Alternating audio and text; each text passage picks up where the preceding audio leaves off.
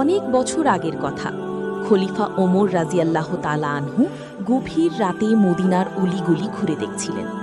হঠাৎ একটি জীর্ণ কুঁড়ে ঘরের সামনে তিনি থমকে দাঁড়ালেন। ভেতর থেকে মা ও মেয়ের কথা শোনা যাচ্ছিল। মা বলছিলেন, মা, জলদি উঠ, কাল বাজারে দুধ বিক্রি করতে হবে।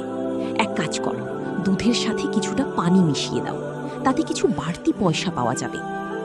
মেয়ে অবাক হয়ে বলল, কিন্তু মা, আপনি কি জানেন না আমিরুল মুমিনিন খলিফা ওমর ঘোষণা করেছেন যে দুধে পানি মেশানো যাবে না? এটা তো ধোঁকাবাজি।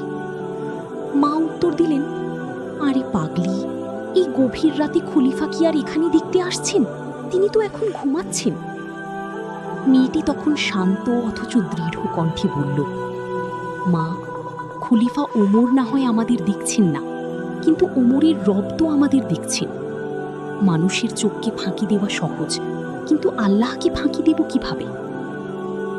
দরজার বাইরে দাঁড়িয়ে খলিফা সব শুনলেন। মেয়েটির এই সততা তার হৃদয় ছুঁয়ে গেল।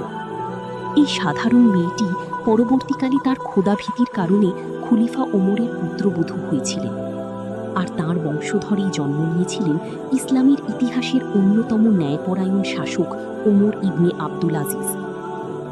শিক্ষা: সততা কোনো মানুষের সামনে দেখানোর বিষয় নয়। আল্লাহ সবসময় আমাদের দেখছেন, এই বিশ্বাসী মুমিনের আসল পরিচয়।